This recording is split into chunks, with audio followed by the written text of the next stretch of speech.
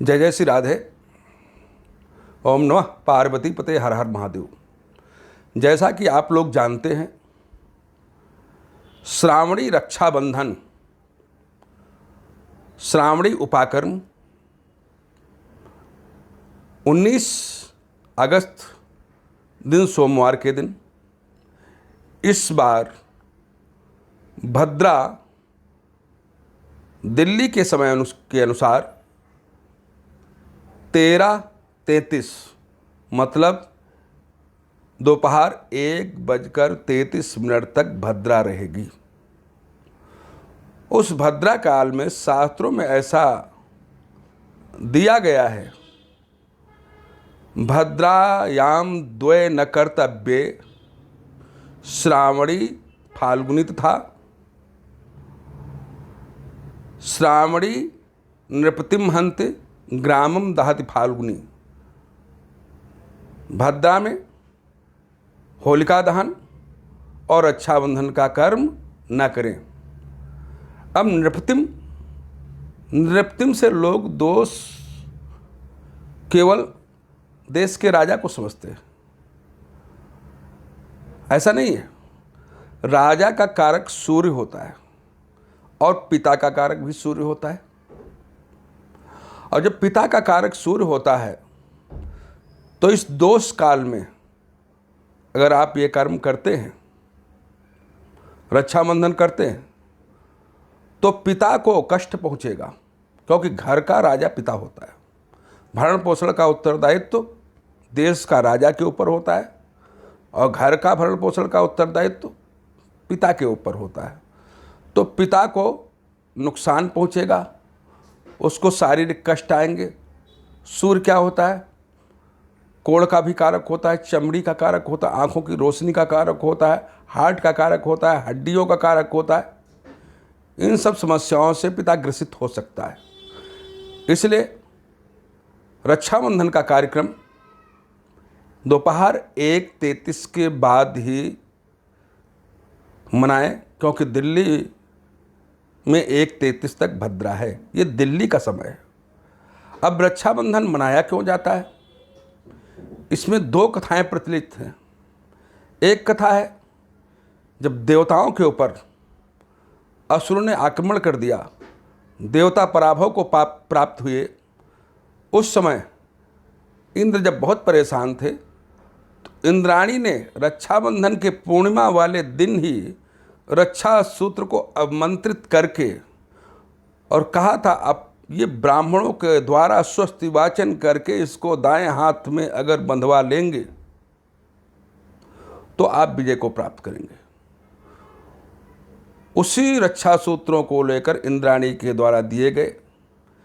इंद्र ब्राह्मणों के पास गए, बृहस्पति के पास गए, देवताओं के गुरु बृहस्पति, और बृहस्पति से सारी बात लाया। बृहस्पति ने ब्राह्मणों को बुला करके स्वस्ति वाचन मंगल गान करके जय घोष करते हुए उस रक्षा सूत्र को पहले इंद्र को फिर सारे देवताओं के दाहिने हाथ में बांध दिया। उससे देवताओं की विजय हो गई, असुरों को पराभव हुआ। इसलिए एक कथा आती है, माता लक्ष्मी जब वामन भगवान के रूप में नारायण राजा बलि के यहाँ थे, तो माता लक्ष्मी श्रावणी पूर्णिमा के दिन ही रक्षा सूत्र लेकर के उनके दरवाजे पर रोली, तिलक, कुमकुम, रक्षा सूत्र, मिष्ठान इत्यादि लेकर के गईं। वहाँ पहरेदारों ने जब रोका तो उन्होंने कहा, हम राजा की बलि की बहन हैं। जब राजा बलि को ऐसा संदेश मिला कि तुम्हारे दरवाजे पर आज तुम्हारी बहन आई है रक्षा सूत्र लेकर के, स्वयं दौड़ते हुए आए, आदर सम्मान के साथ ले गए और अपने कलाई पर रक्षा सूत्र बंधवाया और पारितोषक में कहा, जो भी इच्छा हो मांग लो। उन्होंने कहा, जो सबसे छोटा पहरेदार है आपका, हमको इसी को चाहिए। राजा बलि ने कहा, मैं बड़ा भाग्यशाली हूँ। अभी तक तो नारायण की हम भक्ति करते थे, नारायण से वरदान मांगते थे, अब तो हमारा संबंध भी जुड़ गया है। इस संबंध जोड़ को इतनी मजबूती मिली, उसी से बोला जाता है, रक्षा सूत्र बांधते समय ब्राह्मण लोग बोलते, एन बद्धो बलि राजा दान बेंद्रो महाबला तेन त्वाम प्रतिबंधामि रक्षे माँ चल। ये रक्षा सूत्र बांधने से भाई अपने बहनों की रक्षा की प्रतिज्ञा लेता है। रक्षा सूत्र हर प्रकार की विषम परिस्थितियों में हमारा रक्षण करता है, संरक्षण करता है, पोषण करता है, पालन करता है। इसलिए रक्षा पर्व तब से मनाने की रक्षाबंधन के रूप में प्रक्रिया अपनाई जाने लगी। जो भी जिस भाव से रक्षा सूत्र बांधता है वैसे फल की प्राप्ति होती है। भगवान भावानुसारेण फल देते हैं, इसलिए श्रद्धापूर्वक बनाएं, भक्तिपूर्वक बनाएं, भगवान से प्रार्थना करें। इस दिन ब्राह्मण लोग श्रावणी उपाकर्म करते हैं, जिसको उपनयन, व्रतबंध और यज्ञोपवीत अनेक नामों से जाना जाता है। श्रावणी को बहुत से आश्रमों में यज्ञोपवीत जनेऊ की परंपरा होती है, कराई जाती है आचार्यों के द्वारा। बटुक ब्रह्मचारियों का यज्ञोपवीत संस्कार किया जाता है। उससे वे द्विज होते, ब्राह्मण होते हैं और वेद पढ़ने के अधिकारी होते हैं। यज्ञोपवीत का मतलब ये होता, अब आप यज्ञ कराने के अधिकारी हो गए, मंत्र बोलने के अधिकारी हो गए, मंत्र सीखने के अधिकारी हो गए, मंत्र पढ़ने के अधिकारी हो गए।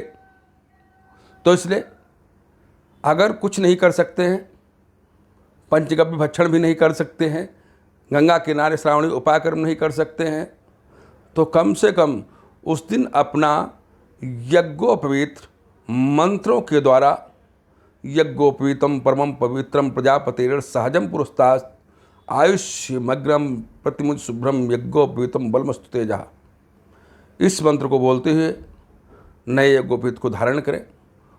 पुराने यज्ञोपवीत को उतार करके किसी बहते पानी में प्रवाहित कर दें, या नहीं तो जमीन में इतना गड्ढा खोदें जिससे दोबारा न निकाला जा सके और उसमें दबा दें। जीर्णत्वात् परित्यागो ब्रह्म गच्छ ब्रह्मसूत्रम यथा सुखम।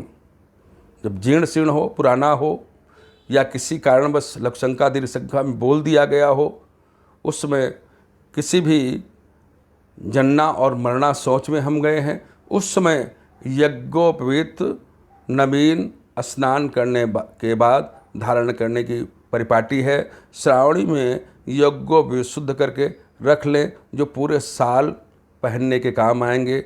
ओम नमः पार्वती पतये हर हर महादेव।